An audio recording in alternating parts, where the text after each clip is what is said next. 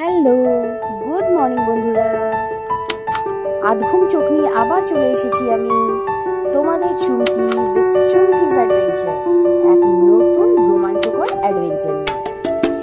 আজকে তোমাদের নিয়ে যাব একদম জঙ্গলের বুকের ভিতরে, যেখানে প্রতিটি গাছ, পথ আর শব্দ বলতে চায় এক নতুন গল্প।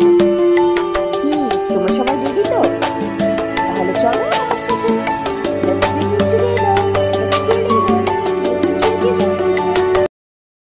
ঘড়ির কাঁটা দিচ্ছে ডাক, বাজে ঠিক 4:33। সকাল এখনো পুরোপুরি জাগেনি, কিন্তু আমাদের তো আর দেরি চলে না, বেরোতে হবে এক্ষুনি। বাঘমামা অপেক্ষা করে না।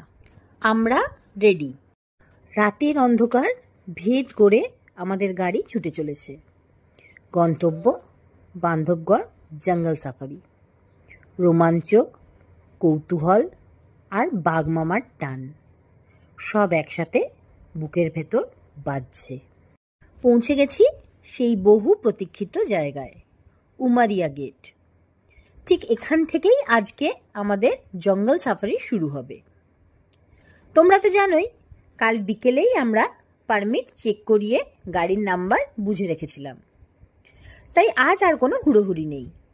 সোজা গিয়ে নিজেদের জিপ খুঁজে নিয়ে উঠে পড়লাম, তৈরি এক রোমাঞ্চকর অভিযানের জন্য।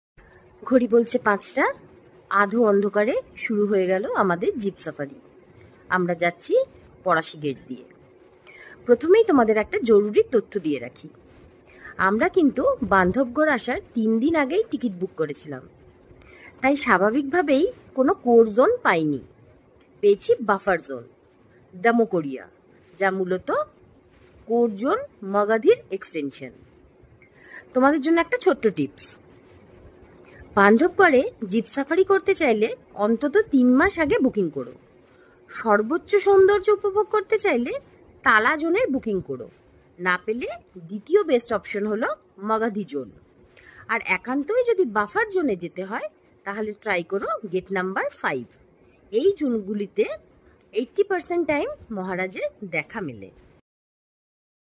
এই সেই পলাশী গেট, যেটা উমারিয়া গেট থেকে মোটামুটি 13 কিলোমিটার দূরে।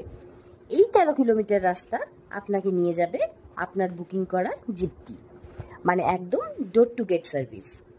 আমরা বান্ধবগড় জঙ্গল সাফারি বুকিং করেছিলাম মধ্যপ্রদেশ সরকারের অফিসিয়াল সাইট থেকে www.mponline.gov.in। আমাদের 4 জনের টোটাল রেজিস্ট্রেশন চার্জ পড়েছিল ₹1250। জিপ বুকিং কস্ট ছিল ₹3600, আর গাইডের জন্য দিয়েছি ₹500। Total cost for 4 person ₹5350। এটা ছিল ওয়ান টাইম সাফারির জন্য। স্লট টাইম ছিল 5:30 AM থেকে 11:30 AM পর্যন্ত। জিপ, গাইড আর ফরেস্টের একটি ম্যাজিক মোমেন্ট নিয়ে এই ছিল আমাদের বান্ধবগড় সাফারির শুরুর গল্প। বুকিং ঠিকঠাক করলে গভর্নমেন্ট সাইট থেকে ট্রান্সপারেন্ট রেটে এই এক্সপিরিয়েন্স পাওয়া যায়। এই গেটে এসে আর একবার পারমিট চেক হবে। হয়ে গেছে পারমিট চেক, খুলে গেছে গেট, প্রবেশ করলাম আমরা বান্ধবগড় জঙ্গলের বুকের মধ্যে। লাল মাটির পথ ধরে ধারে ধারে এগিয়ে চলল আমাদের জিপ। জানি আমরা কোর জোন পাইনি, বাফার জোন অর্থাৎ ধামকরিয়া জোন এই আমাদের আজকের অভিযান। আগেই বুঝে নিয়েছিলাম হয়তো বাঘমামার দেখা আজ মিলবে না, তবু বনদেবীর রূপ, পাতার ফাঁকে রোদ্দুরের খেলা, পাখির ডাক, হরিণের চোখে ভয়, এইসব উপভোগ করার সুযোগটাই বা কম কি। কিন্তু ঠিক তখনই গাইড দাদা আর ড্রাইভার দাদা আমাদের মুখের দিকে তাকিয়ে হালকা হেসে বললেন, কেন এই জোন বুকিং করলেন? খুবই রেয়ার এখানে বাঘ দেখা যায়। এ কথা শুনে মন যেন আরও একটু বিষণ্ণ হয়ে উঠল।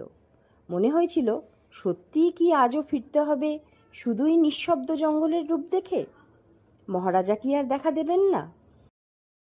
গেটের বাইরে বড় বড় অক্ষরে লেখা ছিল ডিয়ার জোন, তাই মনে ধরেই নিয়েছিলাম এখানে অন্তত প্রচুর হরিণের দেখা মিলবেই। এই আশাতেই বনপ্রবেশের মুহূর্তে মন জেগে উঠেছিল এক রাশ কৌতূহলে। আর ঠিক তখনই জঙ্গলের নরম আলো পেরিয়ে পাতার ছায়া মারিয়ে এক গোটা হরিণের দল হঠাৎই দৌড়ে চলে গেল আমাদের গাড়ির সামনের দিক দিয়ে। মনে হচ্ছিল যেন প্রকৃতি নিজেই প্রথম অভ্যর্থনা জানাতে এসেছে আমাদের। তাদের চঞ্চল চোখ, সতর্ক কানে খাড়া হয়ে থাকা শব্দ, আর গোপনে গোপনে আমাদের দেখে নেওয়ার সেই মায়াময় দৃষ্টি, সত্যি এক মুহূর্তেই জঙ্গলের গভীরে হারিয়ে যাওয়ার মতো অনুভূতি হলো। গাড়ি যতই গভীর জঙ্গলের দিকে এগোতে লাগলো, ততই আমাদের সামনে খুলে যেতে লাগলো প্রকৃতির রঙিন পর্দা। প্রতিটি বাঁক, প্রতিটি গাছের আড়াল, সেখানে যেন লুকিয়েছিল ওদের নানান রকম কীর্তিকলা। কখনো দেখি কেউ লাফিয়ে যাচ্ছিল ঝোপের ভেতরে, আবার কেউ থেমে দাঁড়িয়ে কৌতূহলী চোখে আমাদের তাকিয়ে দেখছে। দু একটা ছোট হরিণ মাটি খুঁড়ে কিছু খুঁজছে, আরেক দল দৌড়ে বেড়াচ্ছে নিজেদের মজার খেলায় মেতে। মনে হচ্ছিল এ যেন বন্য প্রাণের এক চুপি চুপি নাট্যাভিনয়, আর আমরা সেই সৌভাগ্যবান দর্শক। কিন্তু একটা সময়ের পর মন যতই নিজেকে বোঝাক, জানি তো আজ আর বাঘমামার দেখা মিলবে না, তবুও চোখ নিজের অজান্তেই খুঁজে বেড়াচ্ছিল মহারাজকে। ঝোপের আড়াল, গাছের ছায়া, পাতার ফাঁক, যেন প্রতিটি কোণ থেকে ডাক আসছে। আছি তো আমি লুকিয়ে।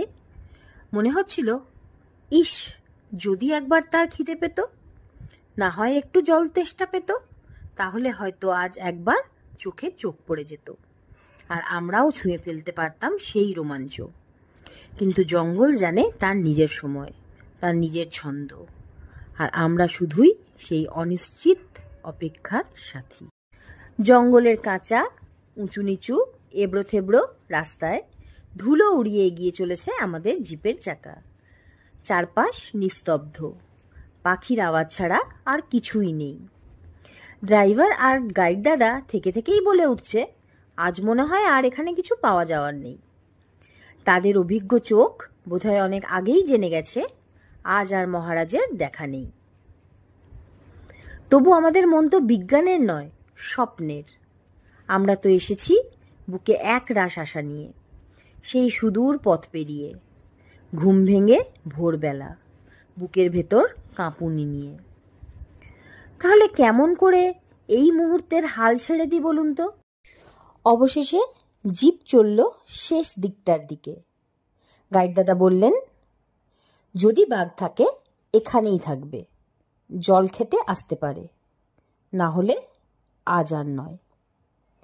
একটুখানি নিঃশ্বাস চেপে ধরে আমরা তাকিয়ে রইলাম জঙ্গলের দিকে। চোখ শুধুই খুঁজে ফেরে পাতার ফাঁক, জলের ধার, আর মন খুঁজে চলেছে কাদামাখা পায়ের ছাপ। গাড়ির গতি যেন একটু ধীর হয়ে এলো, একটা গম্ভীর নিস্তব্ধতা যেন ছড়িয়ে পড়ল চারপাশে। এই মুহূর্তে হঠাৎ যদি সেই রাজকীয় ছায়া জলের ধারে নেমে আসে।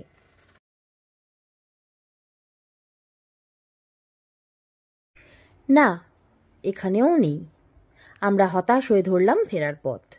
মনটা ভারী, গাড়ির চাকা যেন আর আগের মতো ঘুরছিল না।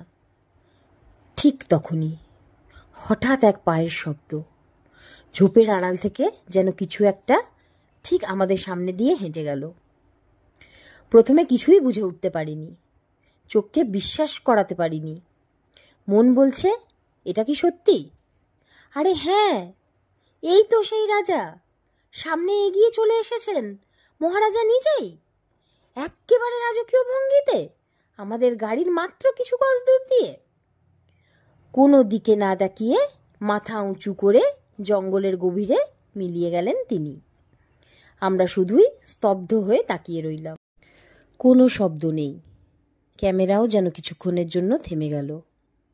শুধু সেই মুহূর্ত, যেটা মনে থাকবে আজীবন।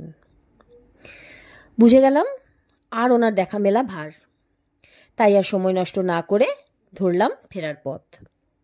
আজকের দিনটা ছিল সত্যিই উত্তেজনায় ভরা। হতাশা, অপেক্ষা আর শেষে এক মুহূর্তের বিস্ময়।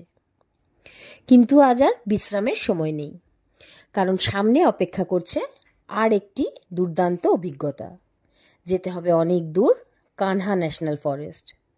সেখানে হবে আজকে আমাদের নাইট সাফারি। তাই হোটেলে গিয়ে তাড়াতাড়ি ফ্রেশ হয়ে বেরিয়ে পড়ব আবার নতুন মিশনে। চোখে এখনো ভাসছে সেই রাজকীয় ছায়া, মন জুড়ে শুধুই একরাশ আনন্দ। আর ক্যামেরার চেয়ে গভীরভাবে সেই মুহূর্ত বন্দি রয়ে গেল মনের এক কোণায়, সারা জীবনের জন্য। চলুন তবে এখানেই শেষ করি আজকের এই রোমাঞ্চকর যাত্রা। দেখা হবে পরের একটি ব্লগে, নতুন অভিযান, নতুন গল্প নিয়ে। ততক্ষণ পর্যন্ত সবাই ভালো থাকুন, সুস্থ থাকুন আর সবাইকে ভালো রাখুন। টাটা।